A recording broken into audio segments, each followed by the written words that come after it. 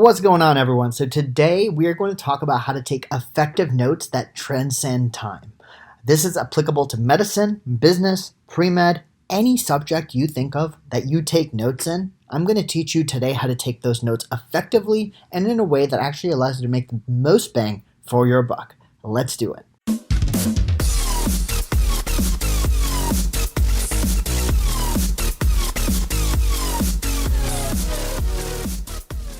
Alright, so now that we're getting started, I just want to give you a bit of an overview. I am Prerak Juthani. I'm a Yale medical student. I'm about to apply for residency this upcoming year, and I have both the MD and an MBA that I will be completing. So with that being said, I can tell you that I've studied a lot and I've also taken a lot of notes. So I feel like I'm slightly qualified to talk about this.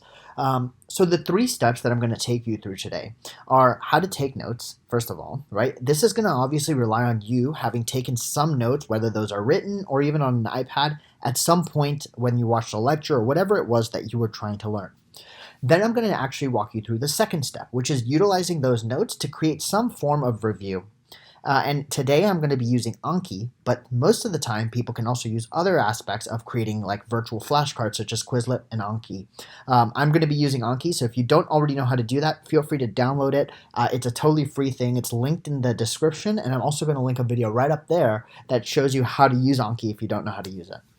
And the third thing is I'm going to go over how to actively review those notes once you've made them. So with all of that being said, I'm going to just now show you how this works. Today I had a lecture on lupus during one of my medicine rotations, and during that lecture I took a bunch of notes, and this is exactly what those notes were.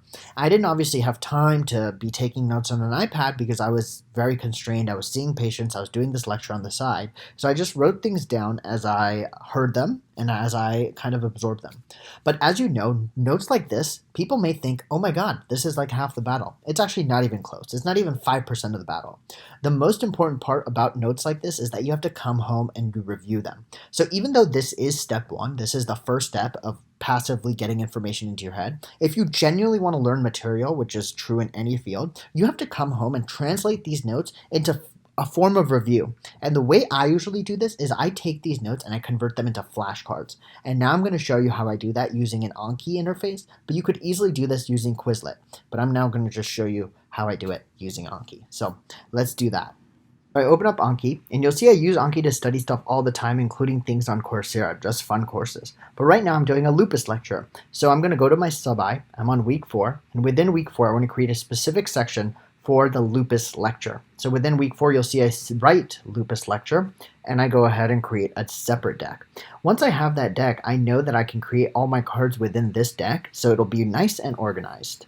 The next thing that I'll actually do is I will open up my notes and take a picture and send them over to my iMac, and I'll also open up Chrome just so I have a source to the internet. Now I'll go through my notes strategically, and I'll copy and paste the parts of the notes that are important into the extra column, and I'll create questions related to that section of the note. So in this case, you'll see that I pointed in a part of my notes that's referring to the titer levels of lupus, such as 1 to 640 and 1 to 320, and I'm referring to the fact that 1 to 640 is actually a worse prognosis for lupus because you have to dilute the initial concentration more. So you're again seeing that I'm not only looking at my notes, but I'm actively referring to them and creating questions based on them. Now you'll see that I'm now creating a separate question based entirely on the same portion of my notes about the fact that lupus tends to have low complement levels. And you'll see that I attach the part of my note that's relevant right underneath, because now I am actively learning from my notes about what's important about lupus. So this is just something that I'm going to continue to do now. I'm now referencing a separate section of my notes, and in this case I'm also going to refer to the internet to kind of get clarification. And in this case, in my notes, I realized that about 20% of people who are completely normal tend to have positive ANA antibodies, even if they don't actually have lupus. So I went to the internet, I found the part of the internet that's relevant, and I also attached the part of my notes that's relevant for this particular concept. Because as medical students, we always learn that ANA is not a good test for lupus because a lot of normal people have positive ANAs. And in this case, it's the fact that about 20% of people tend to have positive ANAs even though they may not actually have lupus. And now we do the exact same thing again. Copy and paste another section of my notes, And of the section that I just copied and pasted in the extra column, I create questions related to those sections of the notes. In this case, we're talking about hydroxychloroquine. And in my notes, I've noted that hydroxychloroquine is a medication that's used to treat lupus. And I also said that another name for hydroxychloroquine is often known as Plaquenil. So it's important for me to know that, so I created a flashcard about it. Another thing I did is I wrote what is another side effect of Plaquenil, because some people may actually be worried about the side effect when it comes to the eyes. And then I answer that by saying retinopathy. So just by creating questions like these and having the reference to the note right underneath, you're reviewing your note. But the other crazy part is when you do these flashcards again, you will be activating the part of your brain when you actually took those notes. You will remember that. So that's what's really, really important. I want to now point out this separate thing of always having Google open too. So that way, when you want to reference the internet, you can always pull in stuff from the internet on top of things from your notes. So in this case, I wanted to show people, and I wanted to show myself, what makes hydroxychloroquine less toxic than just normal chloroquine. And I had learned in my lecture that the reason why it's less toxic is because it has a hydroxyl group. So I went to Google and I got a picture of hydroxychloroquine versus chloroquine, and I actually showed that picture on top of my notes just so I physically, when I look at this flashcard in the future, will know like, oh, that's what I meant, right?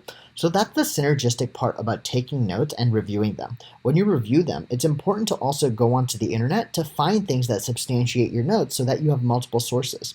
Again, now you're going to just start seeing and understanding my pattern. I'm referring to my notes and I'm making flashcards from them. That is the best way to study, and I cannot emphasize enough how much and how well it will work for you.